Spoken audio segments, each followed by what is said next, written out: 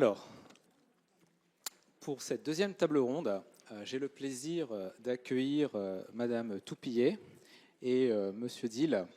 Madame Toupillet, vous êtes ancienne directrice générale du Centre national de gestion des praticiens hospitaliers et des personnels de direction de la fonction publique. Et depuis 2021, vous exercez la fonction de médiatrice nationale pour les personnels des établissements de santé, sociaux et médico-sociaux.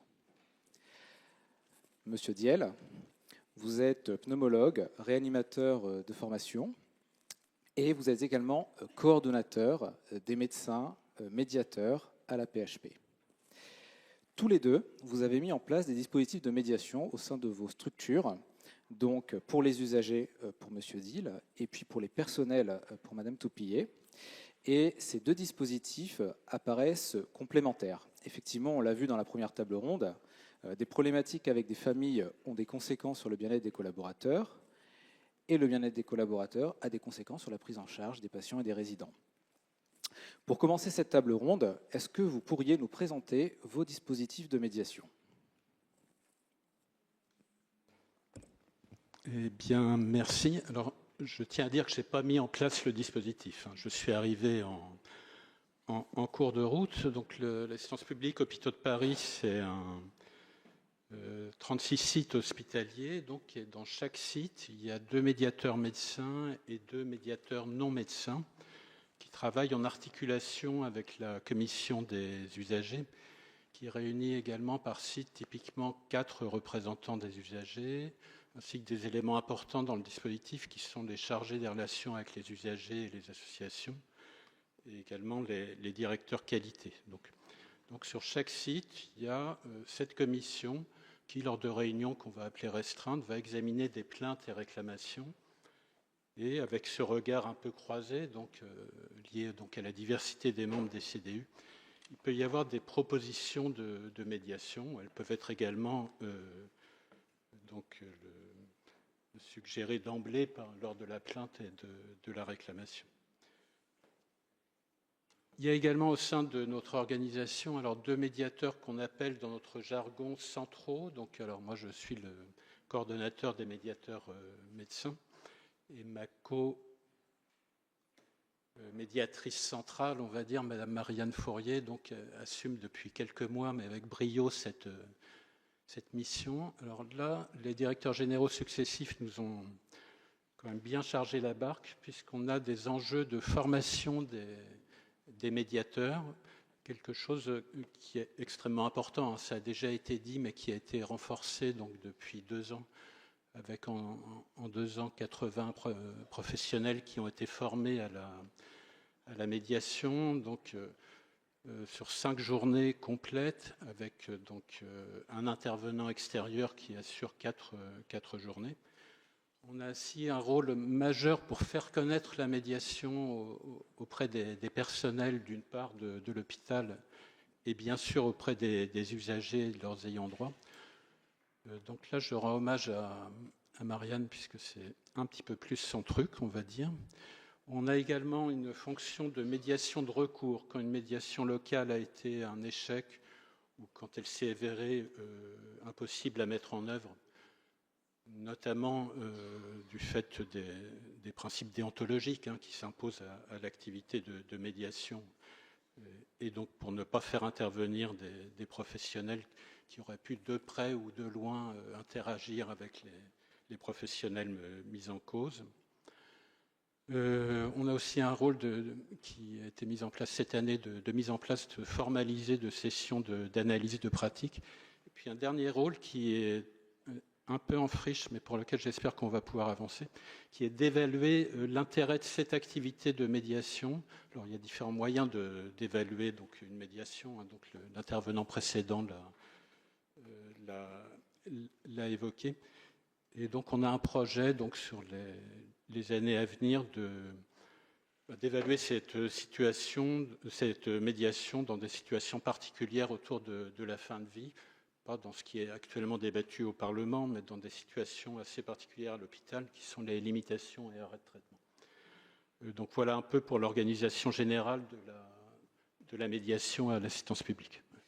Merci beaucoup à Monsieur Dill. Madame Toupillet. Merci beaucoup. Merci beaucoup. Alors moi non plus, je ne l'ai pas mis en place, puisque c'est mon prédécesseur Édouard Couty qui a mis en place le dispositif, mais je l'ai accompagné puisque j'étais à l'instance nationale de médiation. Donc nous sommes dans ce que l'on appelle communément le champ de la fonction publique hospitalière, qui regroupe 4800 établissements, dont un peu plus de 1100 hôpitaux publics. Le secteur social et le secteur médico-social sont concernés. Donc 4800 établissements avec une particularité, 98% de ces établissements sont autonomes. Administrativement, ils ont un directeur. Juridiquement, ils peuvent rester en justice et financièrement, ils ont un budget en propre. Ça veut dire que ces établissements ont une responsabilité employeur, qui est un point extrêmement important et qui va expliquer qu'en 2019, par un décret du 28 août 2019 qui a été renforcé par un autre décret du 28 avril 2023, a été mis en place en France, dans la fonction publique hospitalière dans son entier, un dispositif national de médiation qui se répartit en un niveau national, avec une médiatrice nationale aujourd'hui, hier c'était un médiateur national, et également 10 médiateurs régionaux et interrégionaux. Chacun de nous a une instance de 10 membres, sauf le secteur d'outre-mer qui n'a que 6 membres dans sa commission. Nous avons donc un enjeu majeur, il y a 4 enjeux majeurs. Sécuriser les institutions, mettre en sérénité l'exercice et les professionnels, par là même améliorer la qualité de la prise en charge et accompagner les transformations du système tout en préservant la qualité des relations. Donc ça, c'est un très gros enjeu et finalement, on est sur un territoire que je pourrais qualifier de promotion de la culture de la relation. On vous parle beaucoup de parcours managérial. Alors, c'est un point extrêmement important, mais il concerne 15% des effectifs de notre fonction publique. Donc, il y a 85% qui ne sont pas concernés par le sujet. La relation, elle concerne tout le monde. Donc, ça, c'est un point majeur. Nous avons donc une organisation à 2 niveaux. Le niveau national est saisi par les ministres, santé, affaires sociales, enseignement supérieur, recherche, outre-mer, pour la partie qui les concerne. Également par le directeur général du Centre national de gestion que je gérais précédemment et en voie de relais, en voie d'appel par les collègues qui sont en région et interrégion. Le premier niveau d'intervention de la médiation pour nous, c'est ce que l'on appelle les médiateurs régionaux interrégionaux. Ce sont ceux qui sont le premier levier d'action. Ils vont agir au plus près du terrain et ils vont agir en relais de la conciliation. On a parlé tout à l'heure, quelle différence entre conciliation et médiation? Nous avons fait un système à 2 niveaux. Le niveau interne, qui est le niveau le plus important, qui est le niveau premier de prise en charge des situations de conflit, qui se fait au cœur des établissements par des conciliateurs que nous formons. Nous, médiateurs, on les forme à la conciliation, puisque certains d'entre nous sont certifiés en conciliation et formés en médiation, et nous leur apprenons les techniques. Le conciliateur, il va proposer des solutions et il va essayer de trouver un arrangement ou un compromis. Le médiateur, ça a été dit tout au long, je n'y reviens pas de manière très importante, c'est un peu le tiers à l'équilibre des parties qui va accompagner les parties en conflit pour essayer de faire émerger en elles-mêmes des solutions. Donc, il ne va pas proposer de solutions et il va essayer, par les techniques et les outils que nous apprenons en médiation, d'essayer de trouver un protocole d'accord ou éventuellement de faire bouger les lignes et les postures au cours de l'exercice professionnel. Ce que je voulais dire, on est basé, comme ça a été dit précédemment, je vais le passer très vite, sur 6 principes fondamentaux que l'on appelle le CLINI, confidentialité, liberté, indépendance. Nous sommes totalement indépendants, y compris des autorités qui nous mobilisent, puisque nos collègues médiateurs régionaux et interrégionaux peuvent être sollicités par des ARS, par des préfets, par des directeurs, par des présidents de CME, par des doyens et également par le directeur général du CNG. Donc, on a 3 dimensions dans la médiation. La médiation curative, il y a un conflit, on essaie de tenter de restaurer la relation. La médiation de prévention, dont on a parlé tout à l'heure, qui est importante, donc en amont d'une escalade conflictuelle. Et puis la médiation de projet lorsqu'on va intervenir sur des problématiques de réorganisation, de restructuration, de transformation organisationnelle profonde. Et nous avons 2 leviers d'action, la médiation conventionnelle traditionnelle qui a été exposée tout à l'heure, y compris pour la partie patient, c'est un peu les mêmes techniques, et les missions d'appui, conseil et d'accompagnement en médiation que nous avons particulièrement développées. Donc la médiation pour nous, ça n'est pas seulement la résolution de problématiques de conflits. On n'est pas là que pour régler des conflits, mais on considère, comme ça a été exprimé tout à l'heure, que c'est un véritable levier de gouvernance qui permet d'améliorer la qualité de vie et des conditions de travail, et donc des relations, mais également de prévenir de très grands nombres de risques psychosociaux en restaurant les collectifs de travail et en améliorant l'attractivité et la fidélisation. C'est un modèle unique dans la fonction publique que nous avons développé, qui est très structuré, puisqu'il s'adresse à une fonction publique entière et qu'il a pour aussi grand enjeu, et ça a été dit aussi du côté des médiateurs patients, finalement, il a pour enjeu de protéger les institutions, de protéger les professionnels, d'améliorer la relation et probablement d'être un levier très puissant de transformation demain dans le cadre de ressources humaines modernisées. Merci beaucoup pour la présentation de vos 2 dispositifs.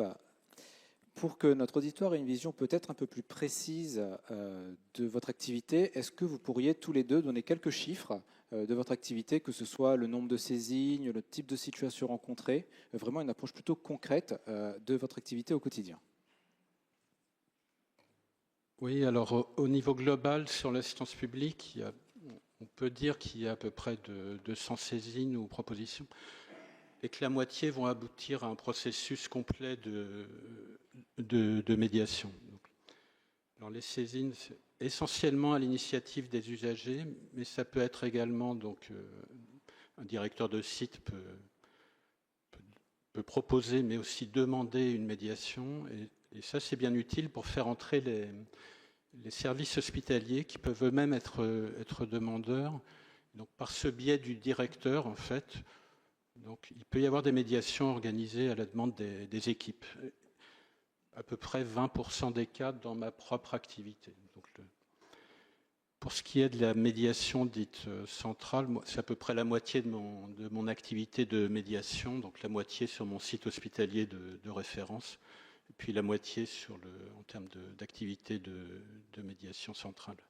Et les motifs, alors ce sont vraiment les motifs d'entrée, les motifs principaux de réclamation, un peu le sommet de l'iceberg, on va dire, donc des contestations d'actes diagnostiques ou thérapeutiques, puis quand même ce sujet des limitations et arrêts de traitement, donc qui est probablement de plus en plus important. Qu'est-ce que je devais vous préciser aussi? C'est tout. Merci beaucoup pour ce retour. Merci beaucoup. Alors, du côté de la médiation pour les personnels, depuis la création qui s'est faite en 2019, il y a une montée en charge importante, mais vous allez voir que cette montée en charge est quand même à relativiser. On est passé de 80 saisines en 2020 à 459 en 2025, mais nous avons quand même 1,2 million de fonctionnaires et d'agents publics qui sont regroupés dans le champ de la fonction publique hospitalière. Heureusement, tous ne sont pas en conflit, loin s'en faut. Sur l'évaluation que nous avons faite en 2025, nous avons 68% de conflits entre médecins ou entre médecins et direction, mais principalement des médecins entre eux, avec une conflictualité qui augmente et qui progresse de pratiquement 4 points chaque année.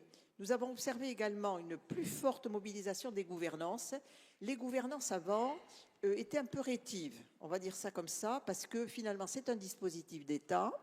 Nous sommes partenaires des établissements et des professionnels, mais ils avaient le sentiment qu'en étant office d'État, en quelque sorte, nous étions un peu les yeux de Moscou et que nous avions éventuellement faire du signalement de difficultés qui pouvaient se rencontrer sur le terrain, ce qui n'est pas du tout notre objectif, bien sûr, ni même l'éthique du métier et du mandat de médiateur. Donc aujourd'hui, le dispositif est mieux connu. Les gouvernants ont bien compris que finalement, pour vivre heureux, il ne faut plus vivre caché et que finalement, il faut se protéger soi-même.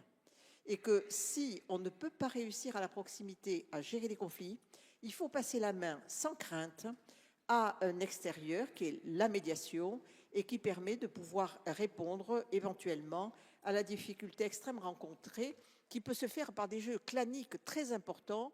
Nous avons embarqué dans certaines de nos médiations ou missions d'appui, conseil et d'accompagnement 100 professionnels, alors que nous étions partis avec un conflit qui devait concerner un professeur de médecine avec un directeur général et un président de CME. Nous avons atterri finalement à faire une médiation qui a embarqué 100 professionnels, 4 services étaient concernés par les répercussions de ce conflit un peu historique et ancien. Donc nous avons évidemment, nous sommes au cœur des difficultés de recrutement, des pénuries de certaines professions et de la multiplication des restructurations que connaît ce champ.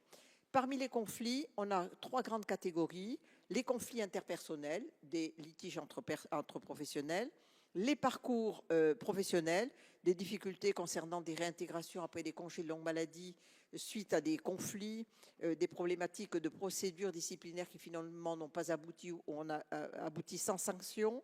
Donc on fait aussi de l'accompagnement à la réintégration de professionnels dans ce type de situation.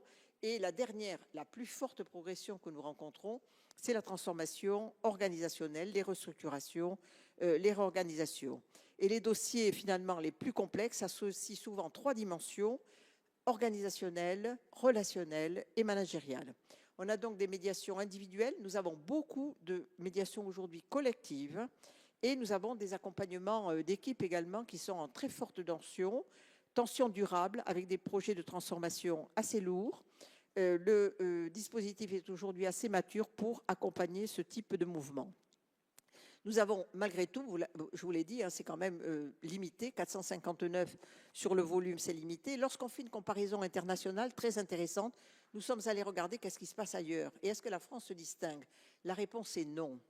La France ne se distingue pas particulièrement, elle est moins avancée que certains pays, car beaucoup de pays aujourd'hui, en Europe ou dans le monde, et notamment dans les pays aux États-Unis, au Canada et en Europe, dans les pays les plus avancés, on voit que la médiation est intégrée dans les processus de gouvernance interne et que ça devient un très puissant levier de transformation. L'enjeu majeur est de faire finalement de la médiation aujourd'hui une espèce de réflexe de gouvernance et de prévention, au même titre que ce que l'on voit pour le dialogue social ou la gestion des ressources humaines. Merci beaucoup. Vous vouliez compléter ? Oui, en fait, vous m'aviez interrogé aussi sur l'évolution de cette activité. Alors, en fait, que j'exerce depuis 15 ans sur mon site et 4 ans au plan central. Ce qui est vraiment très apparent, c'est la pratique de la comédiation qui était marginale. Et actuellement, on est à peu près à 90%, voire plus, de comédiation. Et ça se prête assez bien à l'activité hospitalière en associant donc un représentant du corps médical et un représentant du corps administratif ou soignant ou social. En termes d'image vis-à-vis des usagers ou de leurs ayants droit, c'est probablement excellent. Également, le fait d'essayer d'introduire la parité chez les comédiateurs également, ça n'est probablement pas neutre. Il y a également le fait qu'on doit maintenant proposer la présence des représentants des usagers. Donc il a fallu évidemment, et c'était bien légitime, souscrire à la demande des représentants des usagers de formation à la médiation, ce que l'assistance publique offre également au même titre que les chargés des relations avec les usagers au sein de la formation des médiateurs. Et la présence des représentants des usagers aux côtés des usagers et des ayants droit. Et c'est probablement important puisque ce n'est pas facile pour un usager ou un membre de la famille d'aller en médiation, c'est le moins qu'on puisse dire également.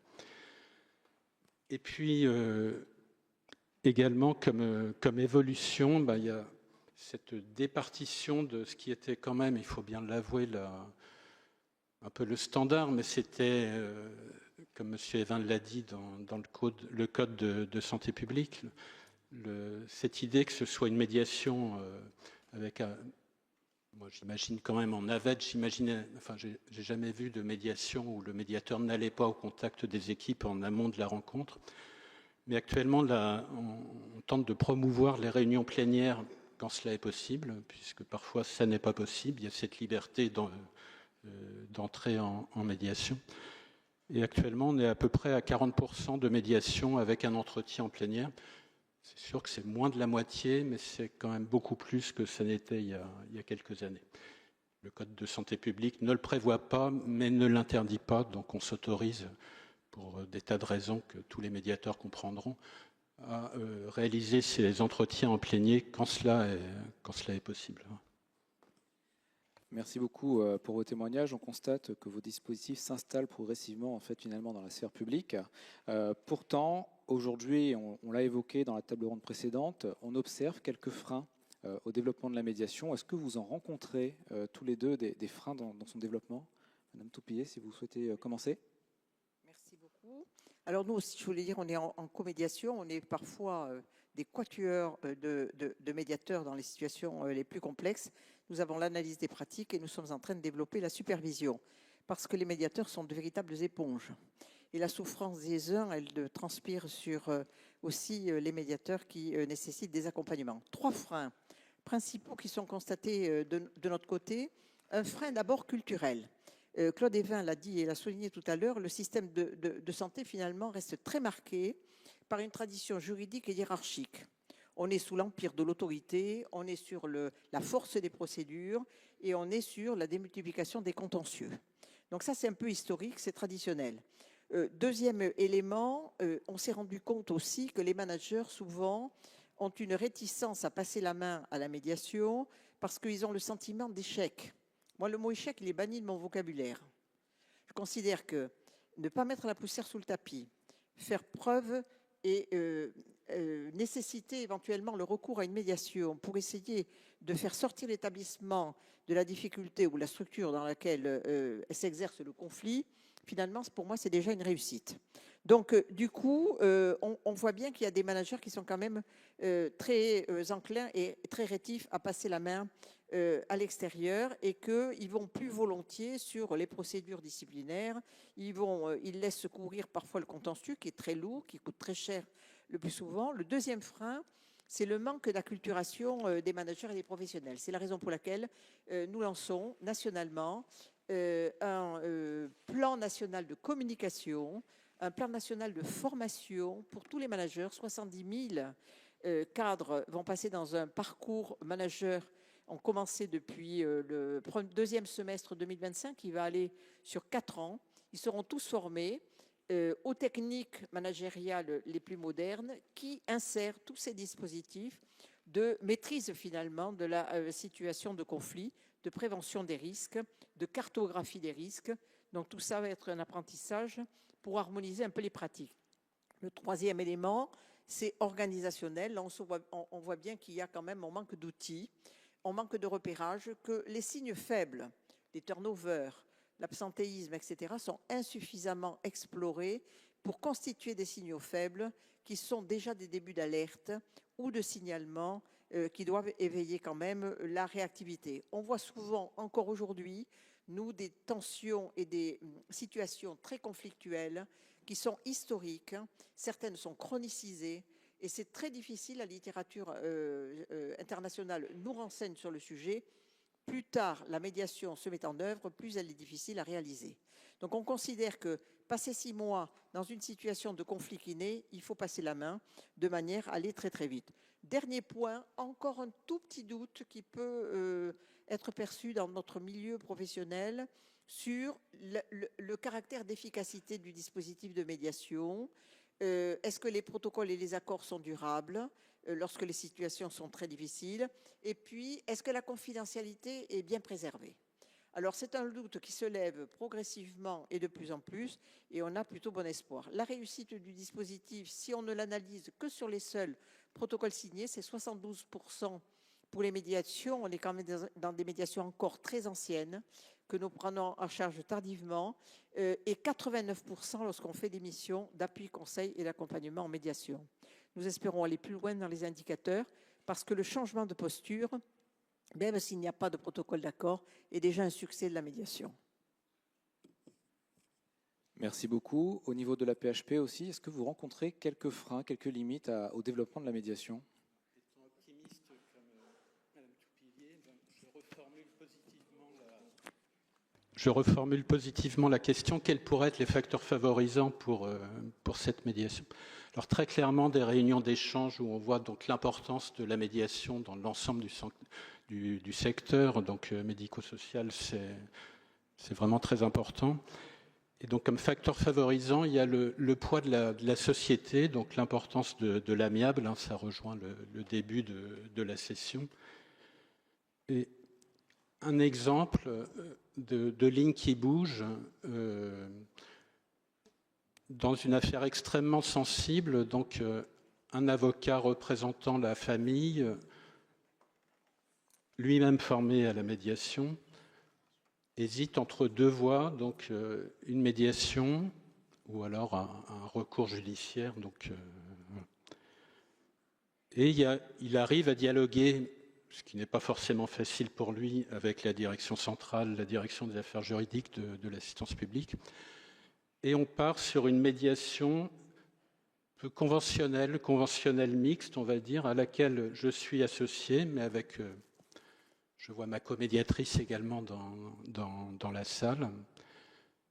Et là, on réunit, en tout cas c'est ce qu'on a essayé de faire, à la fois les avantages des médiations internes et les médiations externes, mais en gardant tous les principes indépendance, enfin de boussole des médiateurs. On a essuyé quelques freins, peut-être plus au sein de notre administration également, mais on a vu réellement se transformer donc un élément important de la direction des affaires juridiques de l'assistance publique. Et au fil des réunions, je pense qu'il y a quelque chose qui a été déclenché. Bon, on essaiera peut-être d'aller plus loin dans le rapport d'une telle expérience. Et puis on voit que récemment, la direction générale, donc au plus haut niveau de l'assistance publique, dans une situation particulière, a enclenché à la fois des mécanismes d'expertise, mais également une médiation, donc une action en parallèle. C'est pas plus simple, c'était même plutôt plus compliqué. On verra ce que ça donne, mais en tout cas, il y a cette ouverture à la médiation dans l'instance. Et pour finir, dans ce qui pourrait être des exemples positifs, j'espère que ça va se répandre, donc c'est alors, il a été dissous, c'est malheureux, mais c'est le conseil départemental de l'ordre des médecins, donc, qui joue un rôle de recours déontologique, qui nous a sollicité donc, pour organiser une médiation hospitalière. On aurait pu penser que c'était ça, dans sa fonction également. Donc voilà, petit à petit, il y a des choses qui bougent, mais il y a cet enjeu qu'assume Marianne Fourier et puis aussi Charlotte Heilbrunn, qui est la troisième membre du trio au sein de la direction des affaires juridiques, de mieux faire connaître la médiation auprès des usagers d'une part et puis des 100 000 professionnels de l'assistance publique. Vaste tâche, mais on y travaille, quoi. Merci beaucoup pour ce témoignage, donc mieux faire connaître. Quelle piste d'amélioration peut-être pour continuer à développer la médiation en santé? Alors, je vous en proposerai 5 que nous avons intégrés dans le dispositif et le rapport d'activité de 2025. Premièrement, ça a été dit longuement au cours de l'après-midi, renforcer la visibilité des dispositifs de médiation. Ça, c'est un point majeur parce que c'est un mode de règlement amiable des conflits qui est encore un peu en balbutiement, qui est né assez tôt du point de vue médical, beaucoup moins du point de vue des professionnels. Et donc, il faut que nous rendions nos dispositifs plus visibles. Deuxième piste, c'est développer la formation de conciliation et de médiation, puisque nous sommes dans un mécanisme à 2 échelles et à 2 niveaux, mais également développer les détections précoces, la gestion et le management en situation de conflit. Quelle posture, quelles précautions, comment faire, quelle attention porter. Donc, des choses très simples qu'il faut que les médiateurs puissent posséder. D'où ce dispositif qui est actuellement lancé par la DGOS pour son programme 2025-2029 qui est à saluer.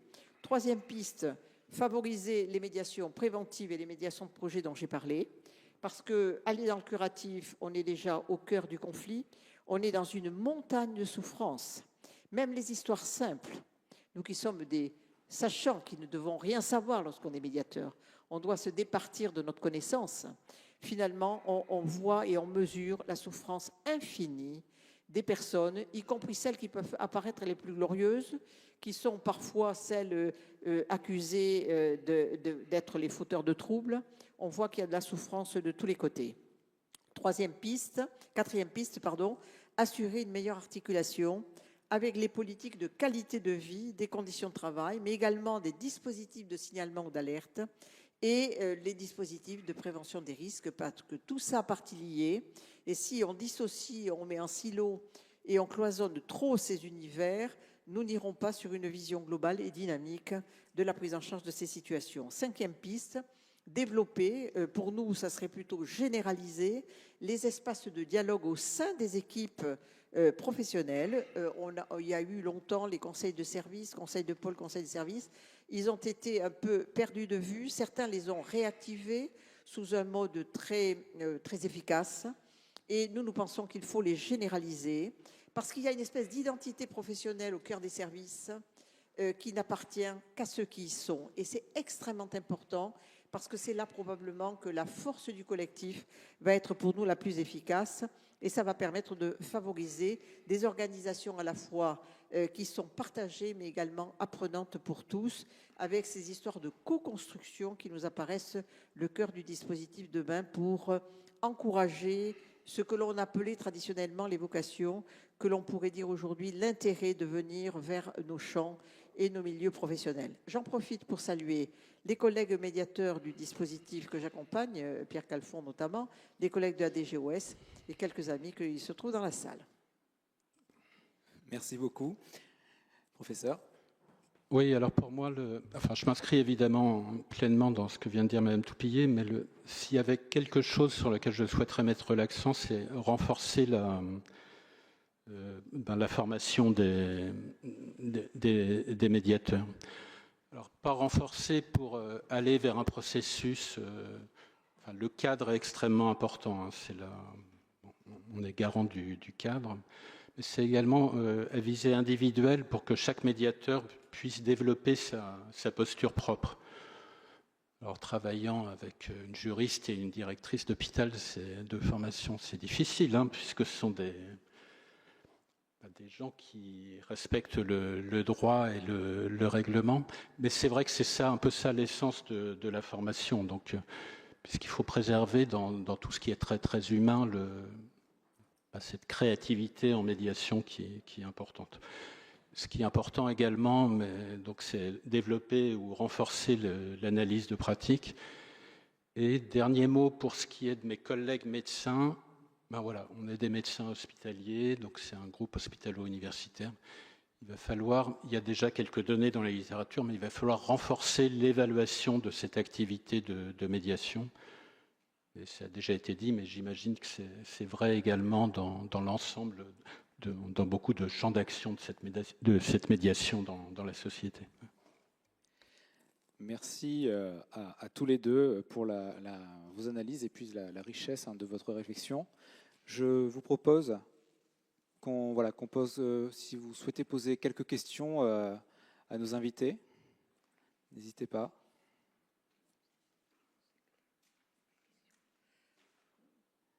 Pas de questions.